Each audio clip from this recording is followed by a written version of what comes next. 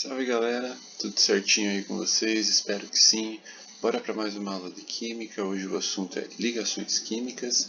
Então vamos revisar aí algumas regras importantes. Tá?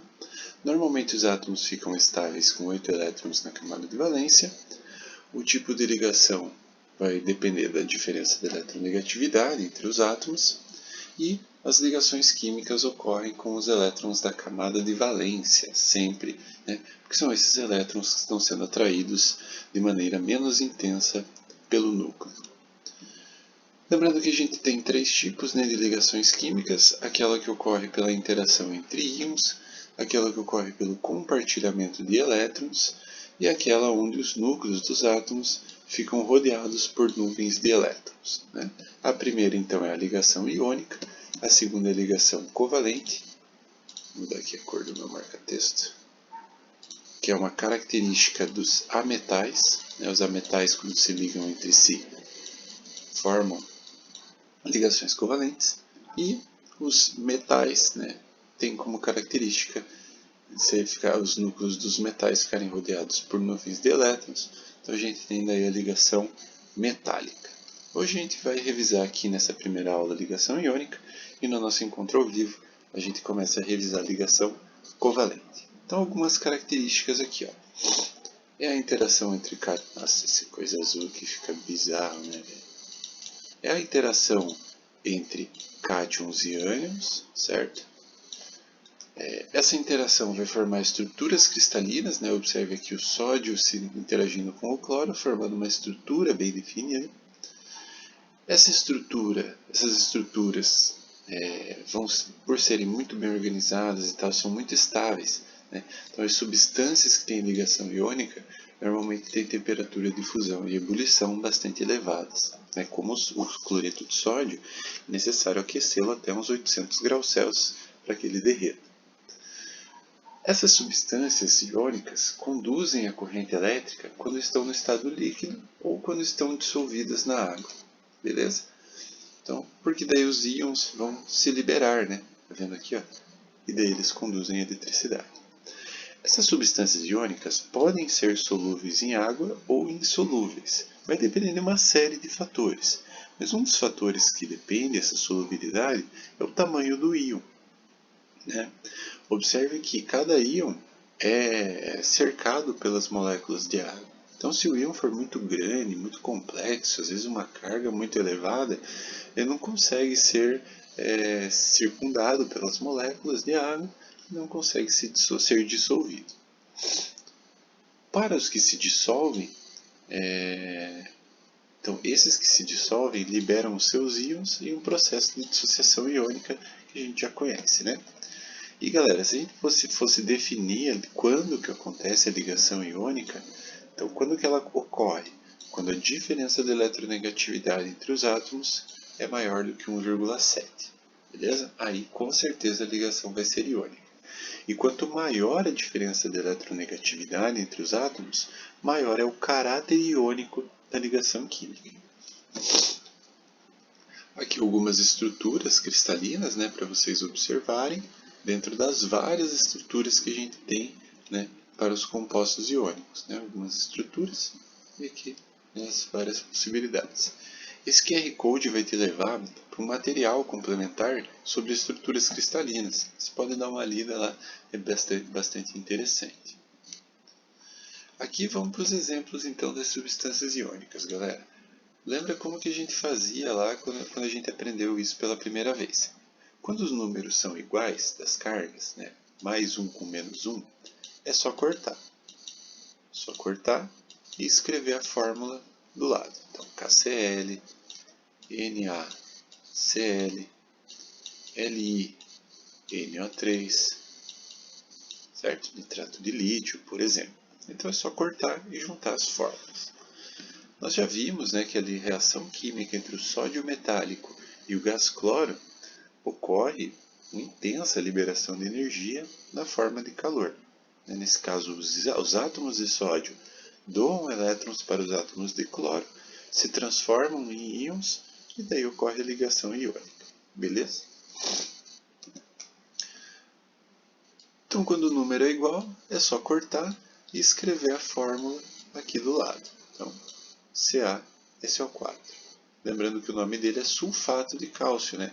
SO4 se chama sulfato. Quando o número é diferente, vou pegar esse outro aqui, né? Que está dentro do biotônico, né? Se falar em sulfato, sulfato de ferro 2 ou sulfato ferroso. Né? Quando o íon ferro apresenta carga mais 2, ele é o íon ferroso. Então daí aqui é só cortar e escrever junto, né? FeSO4. Quando o número é diferente, aí você tem que pegar esse número aqui, ó, e inverter, colocar embaixo do outro íon, mas só o número, não precisa pegar o sinal da carga.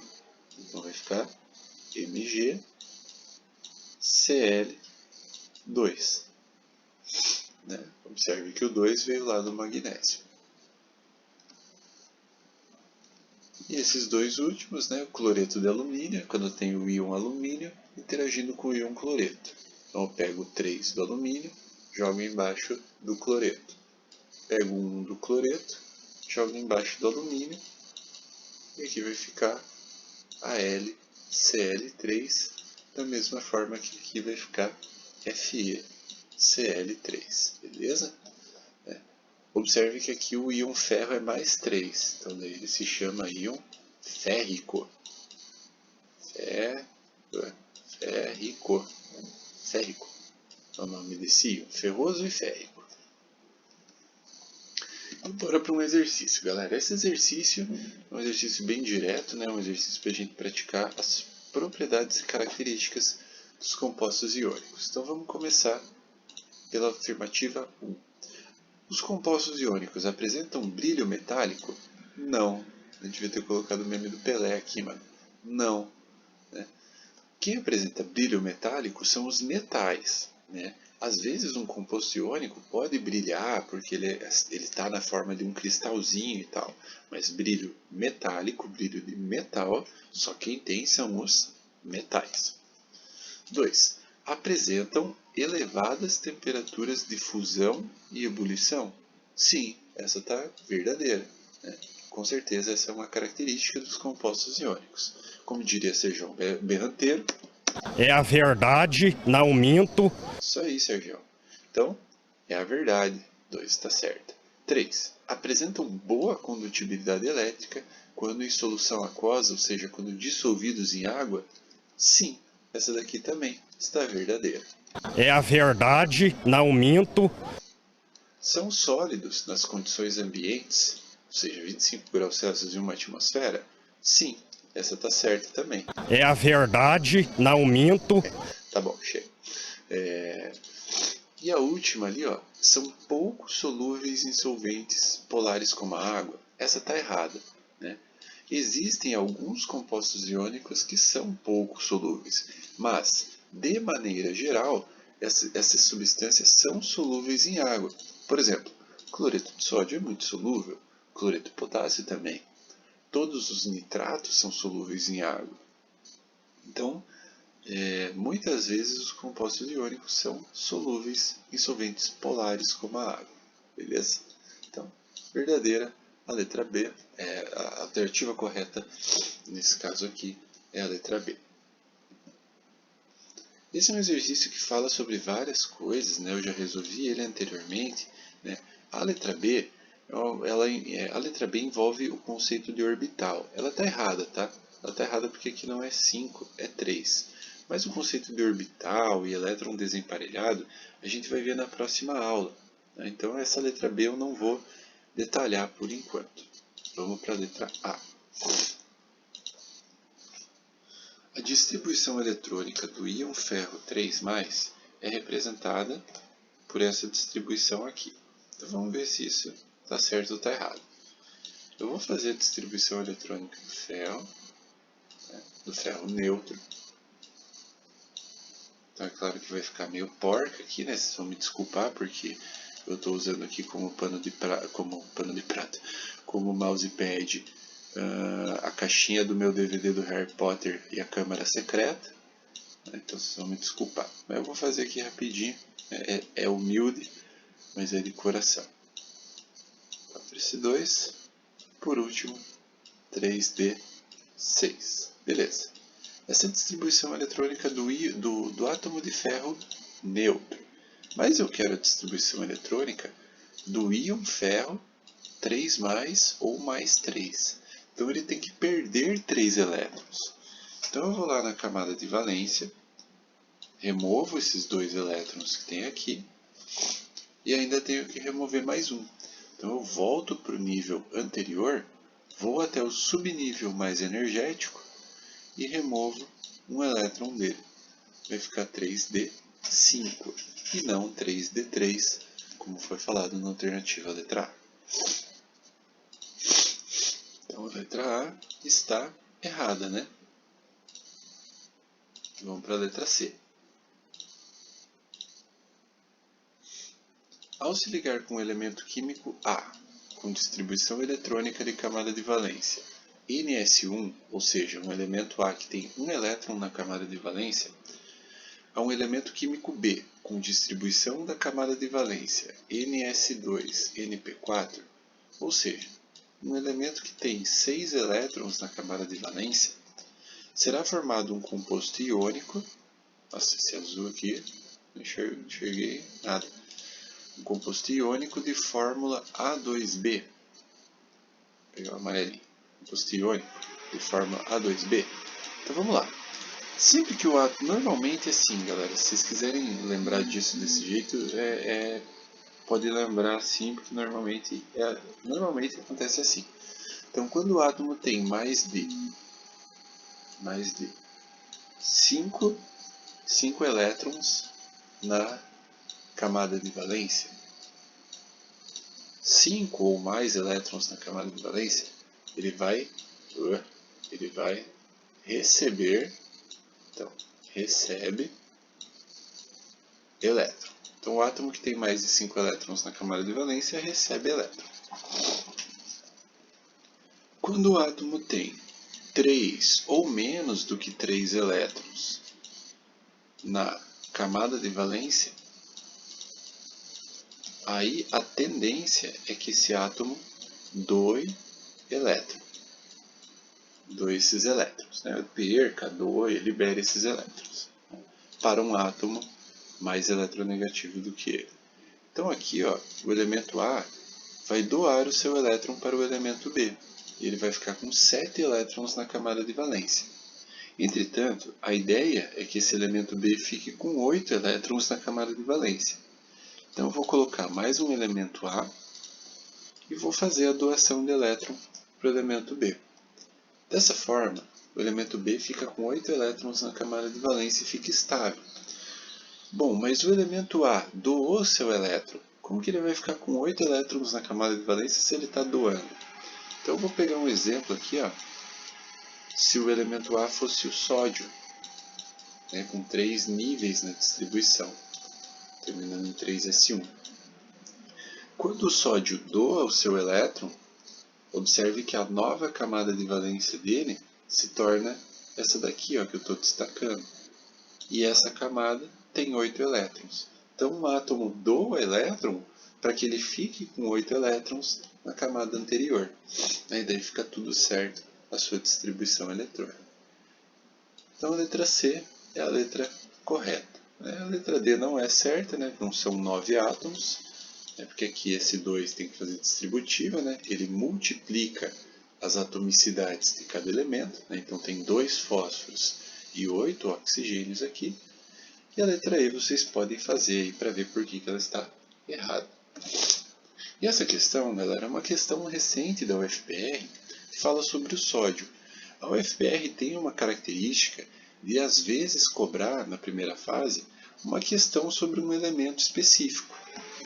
Então os elementos representativos aí, G1, G2, G16 e G17, tem que estar bem na cabeça aí quais são as suas características. Então tem um poema aqui, né, uma poesia, né, mas vamos para as alternativas já afirmativas direto. Da afirmativa, minha família é a 1, aqui fala, né, eu sou o sódio, minha família é a 1, pode-se concluir que o sódio pertence à família 1? Sim, né? Ou grupo 1, ou família 1A, né? Tá certo. E, portanto, possui sua configuração eletrônica NS1. Está verdadeiro. né? Todos os elementos do grupo 1 têm essa configuração eletrônica de camada de valência. Então já eliminamos letra C e letra D. Isso aqui está errado. 2. Da afirmativa, meu período é o terceiro, que está lá na poesia, interprete-se que a configuração eletrônica do sódio é preenchida até o nível 3? Sim, né? Os elementos do terceiro período têm 3 níveis na distribuição. Eu vou colocar a distribuição eletrônica do sódio aqui para você ver aí. Então 2P6, 3S1. Fechou? O cloro é o halogênio especial, pois é o qual o sódio reage para formar o cloreto de sódio. Isso aqui a gente viu, né? Vimos ali no vídeo anterior. No sal de cloreto de sódio, a configuração eletrônica do cátion Na+, é preenchida até o nível 2, finalizando em 2S2, 2P6. Sim, né? Quando o átomo de sódio perde um elétron, lá da camada de valência, ele vai ficar com 8 elétrons na sua nova última camada, né, que agora faz parte do nível 2. Então, todas aqui estão verdadeiras, portanto, a alternativa correta é a letra E. Beleza? E essa daqui fica para vocês praticarem, né? É uma questão recente da UFPR também, onde vocês têm que conectar aqui os íons desses elementos, né, e formar os compostos iônicos que são obtidos quando esses íons interagem entre si. Lembrando que normalmente o cátion fica na frente na fórmula, né, e o ânion fica atrás da fórmula, certo?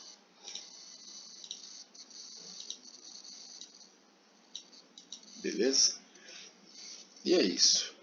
Olha só que legal. Resumo, galera. O que é importante então lembrar dos compostos iônicos, né, e para ir fazendo os exercícios? Então a ligação iônica é a interação entre cátions e ânions, certo?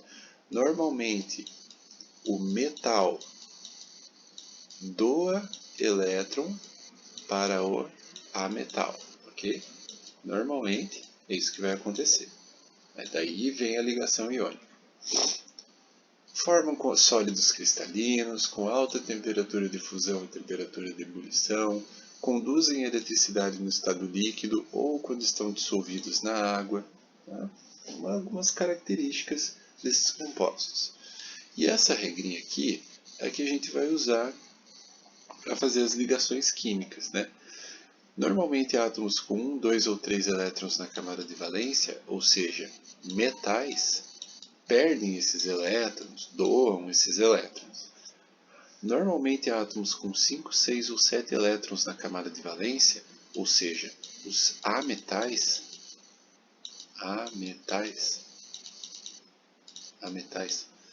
ganham elétrons até ficar com 8 elétrons na camada de valência. Então sempre aqui vai ser metal com ametal, né, na ligação iônica.